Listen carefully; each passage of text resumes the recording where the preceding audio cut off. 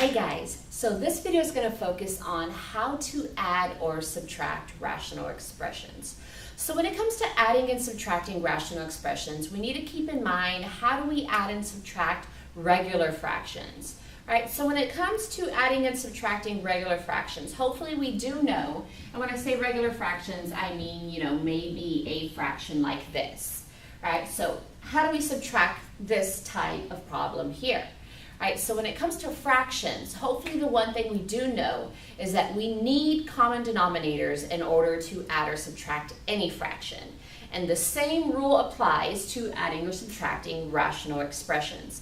Rational expressions pretty much follow all the same rules as regular old fractions. So when it comes to adding and subtracting rational expressions, we definitely need common denominators. And once we find those common denominators, we're going to need to convert our fractions to have those common denominators. Then we can finally add and subtract. And then always, in the end, we simplify, right? So keeping those steps in mind, starting with our first step, we need to find some common denominators here. So let's take a look at what we have. Right, so taking a look at this example that I have here, right, we need to find common denominators of this thing. Okay, so our denominators here are these trinomials, okay? So when it comes to finding common denominators, one thing that you want to keep in mind, regardless what your denominators look like, is before we want to actually get to trying to piece together our common denominator. When it comes to rational expressions, we need to make sure that those denominators are factored first. Factoring our denominators is going to help us out a lot more in figuring out what is our common denominators, and it's going to help us convert these fractions. So let's start with that first. So the first piece in finding a common denominator is we need to factor the denominators we have. Now, if I need to factor the denominators I have, I'm dealing with trinomials here, right? So both of these are trinomials. I need to factor both of them.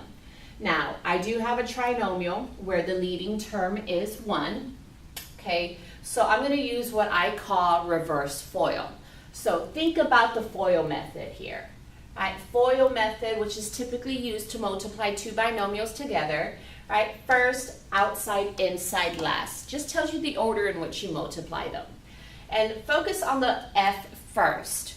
Right? So F stands for first, and that tells us when we multiply the first two spots here in our factors, it's going to get us this first term in our trinomial. So then we think, well, what times what is going to give us x squared? And the only way to get x squared is x times x. Now, after we figure that out, then we move to the L, which stands for last. Right? So that tells us that the last spot and the last spot multiply to get our last term in the trinomial. So we need to think what times what is going to give us this 4.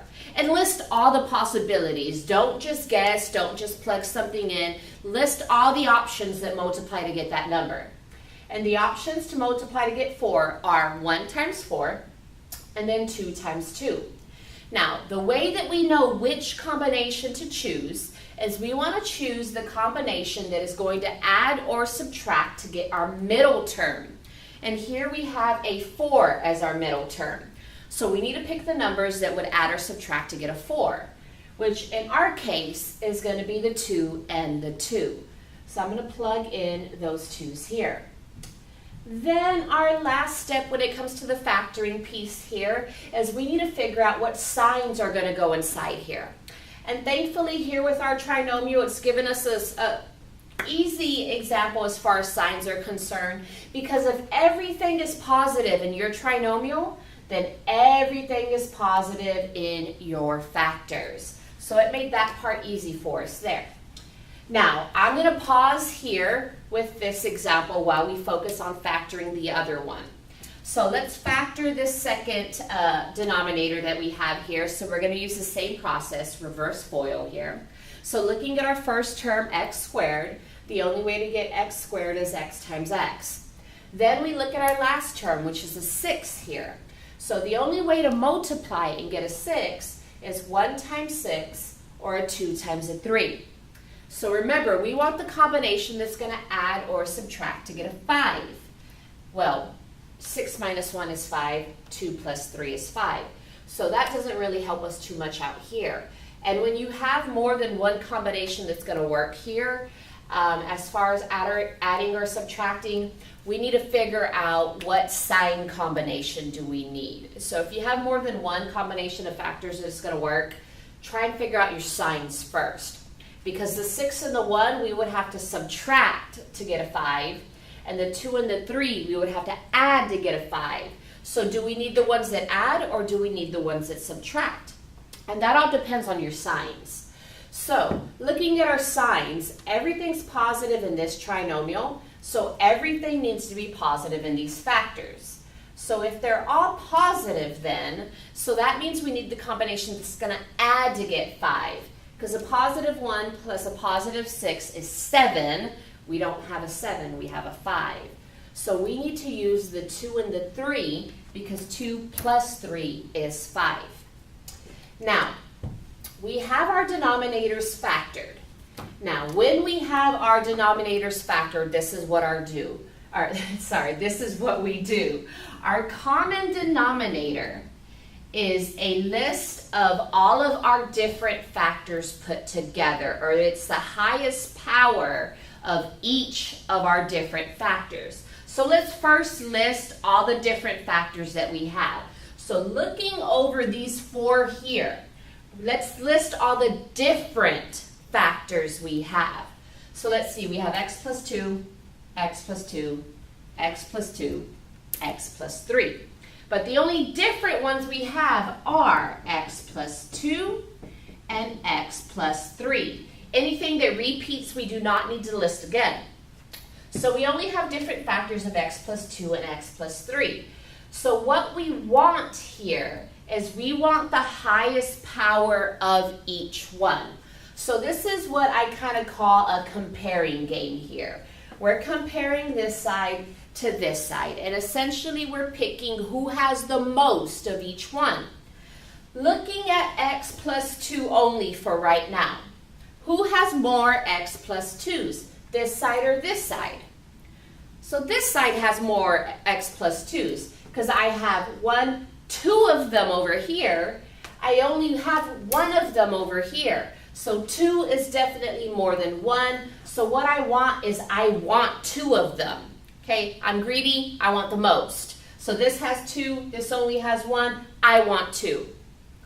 Then looking at the x plus 3s, well, I have 0 x plus 3s over here. I have 1 over here, so I'm going to take the 1.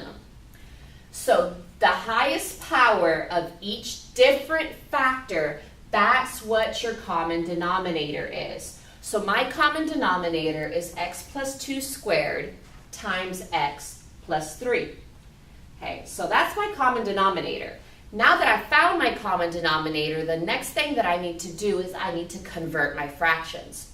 Now, in converting our fractions, so that means I need to take 3 over. Now, when I take this fraction over here to convert it, I want to take the fraction in its factored form. So I want the denominator to be factored. So when I pull this down to convert it, I'm going to take 3 over x plus 2 times x plus 2. And then I'm going to take 7 over, well, x plus 2 times x plus 3. I want the factored forms. And actually, I'm going to scoot this down a little bit more because I need to convert these here. All right, so these are the 2 fractions that I need to convert. So I just took my first fraction here in its factored form, and we need to convert it to have our common denominator. And then our second fraction over here in factored form, and we're going to convert that one also to have our common denominator. So when it comes to the converting piece over here, what we need to do is we're looking at our first fraction here, specifically the denominator, and we need to think, how do I change this denominator into my common denominator? Or more specifically, what would I need to multiply the original by to get my new common denominator? So let's think about this. my original fraction here, the x plus 2 and x plus 2. What is it missing? What would I need to multiply this by to make it into my common denominator? So essentially, what is it missing? I have x plus 2 times x plus 2 over here. So that's this x plus 2 squared. I don't have that x plus 3. So what I'm going to do is I'm going to multiply by the x plus 3 because that's what I'm missing. And I'm not just going to multiply the denominator by x plus 3. I need to multiply top and bottom by x plus 3. And we need to multiply this across. Again, keep in mind multiplying fractions, top times top, bottom times bottom. So I'm going to take this 3 times x plus 3 times 3. We need to distribute that. So 3 times x is 3x, and 3 times 3 is 9. This is my new converted fraction for this term here. And I need to do the same exact thing for the second one. I need to compare this denominator and figure out what do I need to multiply by to turn it into my common denominator. So looking over here, I have one of the x plus 2's, and then I have the x plus 3. But because this says x plus 2 squared, that means we have 2 of them. Well, I only have 1 of them, which means I need that second one, which means here I need to multiply by x plus 2 over x plus 2 because that's what it's missing.